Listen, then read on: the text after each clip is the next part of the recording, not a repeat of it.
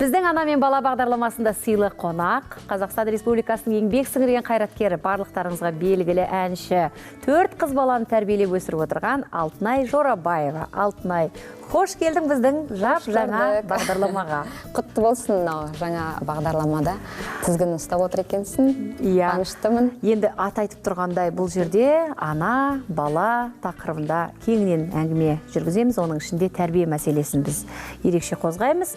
Енді өзің қыз балаларды тәрбиелеп отқан ана ретінде әрине алғашқы сұрағым, қыз баланың тәрбиесіндегі ең негізгі ұстанатын ұстанымдарың қандай? Бізде оңтүстікте қыз баланы болашақ ана болуға, болашақ келін болуға тәрбиелейді негізінде.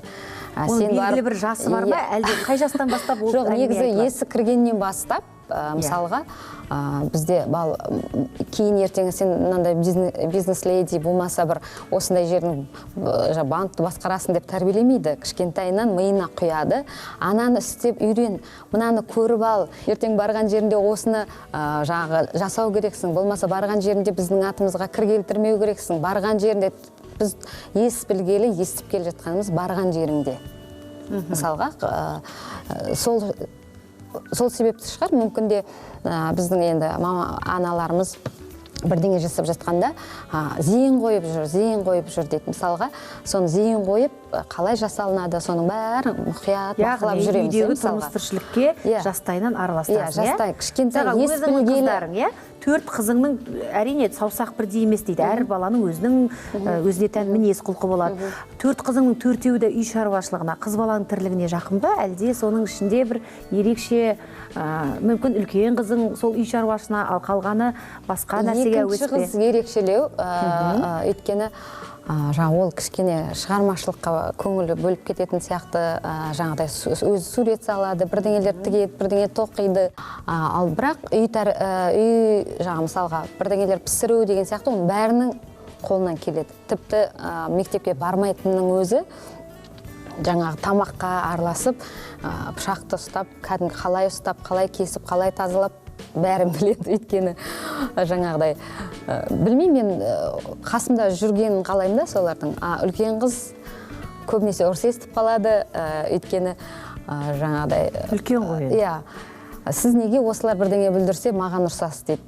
Мен енді бірдеңе ұрысқаннан кейін ол бізде отбасылық сағат деген болады. Мысалға, оны біз қайттан талқылаймыз, отырамыз, әрқайсысы не білдірді, мысалға не себеп, өзінің не білдіргенін айтып береді.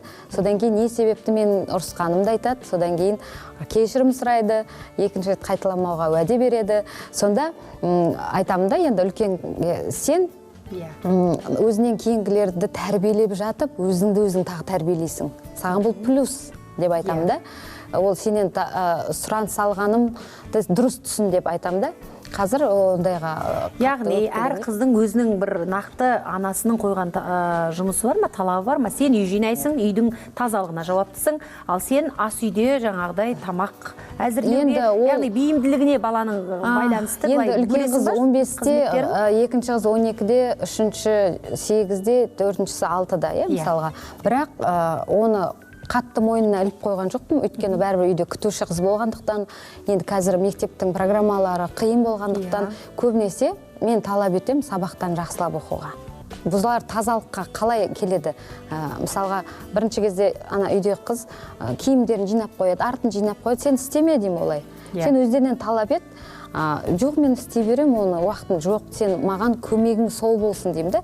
Оған өзіне істетсең, сен өзіне істетсең, мысалға, екінші рет ол өзі ана жерден жайлап алады. Өйткені ол өзі қайттан жинайтын болғандықтан, тіпті кейде ойыншықты шашып ойнайды, қайттан жинап қойдық. Бір күн айттым, өздеріне жинап, бір рет жинаттық, 2 рет жинаттық, сөйтсек, үлкен жаңағы үшінші қыз айтады, кішкентайына, көркем, тек қана ойнайтындарымызды ғана алайықшы, әйтпесе қазір жинағанда қиын болады. Яғни, өз біліп тұр, иә?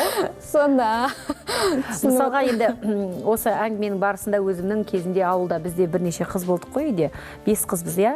Сонда менің осы үйдің тірлігіне, шәйді жинау, шәйді жасау, үйді жинау, жалпы еден жуу деген жұмыстарды жек көретінмін, ұнатпайтынмын. Ол жұмыстарды менің ұнатпайтынымды анам да, менің үлкен апайларым да білетті ағыны, менің не нәрсеге көңілімнің қошы келіп тұр.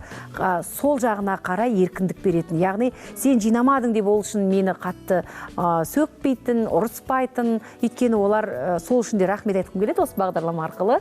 Өйткені бұл бала тәрбиесінде маңызды еске алатын жағдай. Баланың туылғанда өзіне тән бір қасиетпен туылады.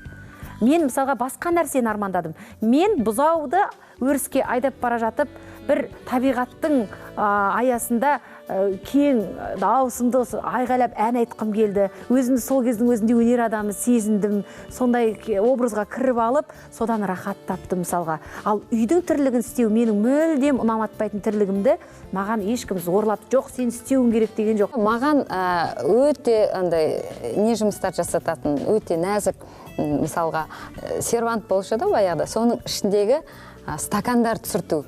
Мысалға, жаңағы өсіп жатқан сәбіздің шөбін жылу, сондай бір ұсақ, сонда мен соған жүйкем соған жеткізіп, соны жасап отыра беремін да мен. Ұнайтын бет саған? Ұнайтын маған, өзіме сондай ұнайды. Бірақ үйдің де тірлігінде жүре бердім мен, мысалға, даланың да тірлігі болсын, отында жара беретінмін.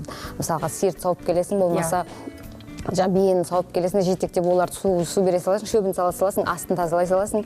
Кім қолы бос? Солай істеп жүре беретінбіз. Әрине, біз ауылда өстік, үлкен отбасында өстік, сондықтан біздің өміріміз, біздің жағдайымыз ол бөлек. Біз көпшілміз, біз білмегенімізді алдыңғы аға буын апаларымыздан үйренген болсақ, ал қазір енді мынау қалалық жағдайда менің айтқым келетіні, кем дегенде Құдайға шүкір әр отбасында 3-4-тен бала бар. Сондықтан да барлық балаға бірдей талап қойған дұрыс емес деп ойлаймын өз басым. Өзі икем болады, өзінің байқалады ғой. Әр баланың өзіне тән мінезі болады, өзіне тән бір ерекшелігі болады. Сол ерекшелікті көре білу ол ананың парызы. Сондықтан да аналар, әсіресе қыз бала тәрбиелеп отқан аналарға, ол бала болсын, тазалық, ол тазалық жанның тазалығы, әрбір істеген ісіңдегі ұқыптылық, өйткені сенің үйдегі әрбір қимыл әрекетің, аузыңнан шыққан сөзің, тірлігің, ол ертеңгі сенің өсіріп отқан балаларыңның, яғни ол сенің көшірмең. Егер сен баланың болашағы жарқын, бақытты болсын дейсең, тәрбиені өзіңнен бастауың керек деп айтар едім. Әдемі әңгімеміз әрине өзінің жалғасын таба берсе деп отырмыз, бірақ уақыт деген шектеулі. Алтынай, рахмет, уақытыңды бөліп келіп отырсың. Осы үкілеп өсіріп отырған қыздарың үмітіңді ақтасын. Құдай қаласа, өзің сияқты қазаққа қалаулы, елеулі, аяулы қыздары болып, бақытын көр, бақтары жансын.